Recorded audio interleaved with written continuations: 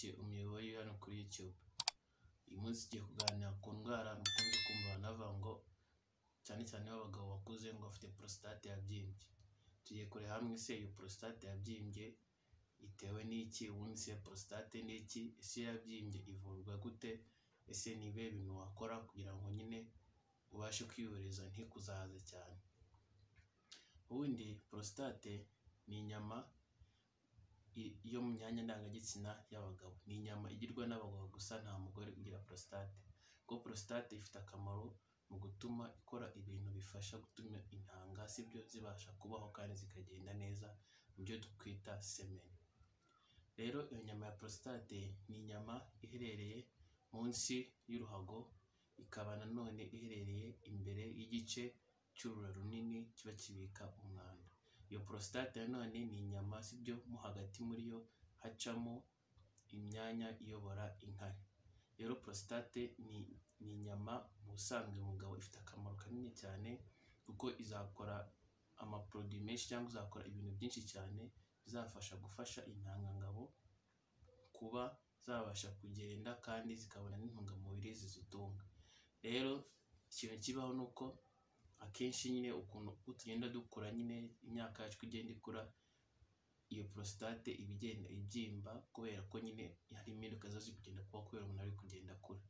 Rero ni muri icyo gihe ukunda gusanga nyine abagabo benshi cyane bakuze, cyane cyane nk'abantu bengeje imyaka 60, usanga nka 50% yabo benshi bararwaye prostate. Naho nk'abagabo bafite imyaka 85 usangaho nyine nka 85% bararwaye prostate zikagenda zikabyimba. Rero iki ni ikibazo kigenda kizana n'ubukure, sibyo nta abantu benshi cyane nyine uko bakora bigenda biza, kandi nta kuntu nyine bavuga ngo wabyirinda nyine ngo ntuzigere urwara prostate. Bimwe mu bimenyetso rero biranga nyine umugabo nyine watangiye kugira prostate yabyimbye, harimo icya mbere kumva ashaka kujya kunyara inshuro nyinshi cyane, ibyo cyangwa se twita urgency, kumva ashaka kujya kunyara buri kanya inshuro nyinshi cyane kandi akaba atabihagarika. Ikindi harimo kujya kunyara nyine inshuro nyinshi, ikindi nanone harimo kuba yajya kunyara ariko yajya gushaka kunyara nyine gushaka kubitangiza kunyara bikanga nyine, sibyo bigatinda bigasaba ko nyine ashyiramo ingufu nyinshi cyane kugira ngo abashe kubitangiza. Ikindi nanone harimo ko ashobora gutangira kunyara ariko akajya haza udutonyi, sibyo twari udutonyi akabona akaza utundi dutonyi ntizize nyine nk'uko inkari zisanzwe ziza zifite umuvuduko. Ikindi nanone ni uko bishaka gutuma nanone ashobora kujya kunyara ko n'ubundi za nkari mu ruhago ntazimaremo, bikaza gutuma ari buze kongera gushaka gusubirayo hakiri kare. Rero ibyo ni ibimenyetso bikunda kuranga cyane cyane umuntu wagize indwara ya prostate yabyimbye. Rero umuntu wagize ikibazo cy'uko indwara ya prostate yabyimbye yaje kwa muganga kugira ngo tubimenye, harimo kuba twareba ibyo bimenyetso afite, sibyo tukareba n'imyaka afite. Ikindi nanone tugukorera ikizamini cyo twita digital rectal exam, aho umuganga akoresha intoki ze agaca mu kibuno, akaba yajya nko ahantu ushaka kumva prostate, akaba yagenda kumva ukuntu prostate ingana nyine, yamara kumva uko ingana akaba yavuga ko nyine ufite ikibazo cy'uko prostate yawe yabyimbye. Gusa ariko nyine agomba kureba ko hashobora kuba hatarajemo na kanseri, kuko na prostate ishobora kutabyimba ikazamo kanseri. Nabwo nyine iyo akoze icyo kizamini bashobora kuba yaritandukanya, yacyana n'ubundi bufasha akaba yakoresha imashini za ultrasound bikabasha kureba ukuntu nyine iyo prostate ingana mu nda.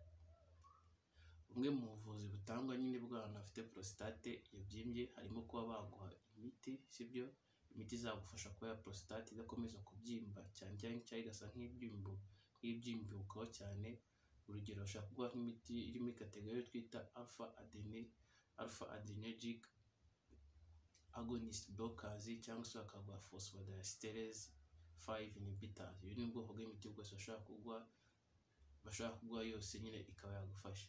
Ikindi nanone iyo imiti idakora cyangwa se prostate yarabyimbye cyane, bashaka kukubaga, aho hari mu buryo butandukanye bwo kubaga, aho bashaka kubaga open bakaba babaga bagaca mu nda bakajya kwa prostate bakayikuramo, ko n'ubundi umugabo wakuze iyo myaka inshuro nyinshi ntabwo aba agikeneye kubyara, ntabwo aba agikeneye nyine kubyara, ntabwo iyo prostate akenshi ikimufitiye akamaro n'umuntu wagize imyaka 50-80, cyangwa se nanone bakaba bakora ibyo twita transurethral, sibyo bagaca mu miyoboro ntanga bakakubaga bakoramo ya prostate. Rero ubu ni uburwayi buzanwa n'ubukure, sibyo? Bimwe mu bisubizo bihari nuko iyo wabugize bashobora kuguha imiti butume ya prostate akomeza kubyimba, byakwanga bakaba bakubaga ya prostate bakayikuramo. Ikindi nanone iyo baguhaye imiti hari ibintu bakubuza kugira ngo ubashe kwiyorohereza nyine, ntubashe kugira bya bimenyetso nyine bikubangamira byo kujya kunyara inshuro nyinshi, cyangwa kumva ushaka kujya kunyara inshuro nyinshi kandi utabihagarika, cyangwa se ukaba wanakwinjiraho nijoro. Bimwe mu bintu bakubuza, bakabuza kunywa inzoga, bakabuza kunywa itabi.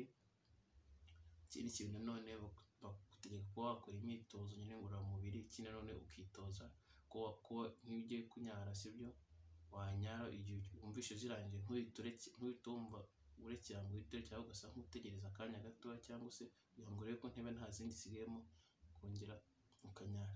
Rero iyi ni indwara izana n'ubukure, sibyo? Ugenda izana uko umuntu akura, nta kuntu akenshi wayirinda, ahubwo nyine icyo ugomba kumenya ni ukumenya ibimenyetso byayo, watangira kubigira ukajya kwa muganga hakiri kare, bakagutangiza imiti hakiri kare, byaba ngombwa ko bakubaga nanone bagakomeza kukubaga. Mwakoze rero gukurikirana imibare hano kuri YouTube, Ufitinema bya Aristide. Mwakoze.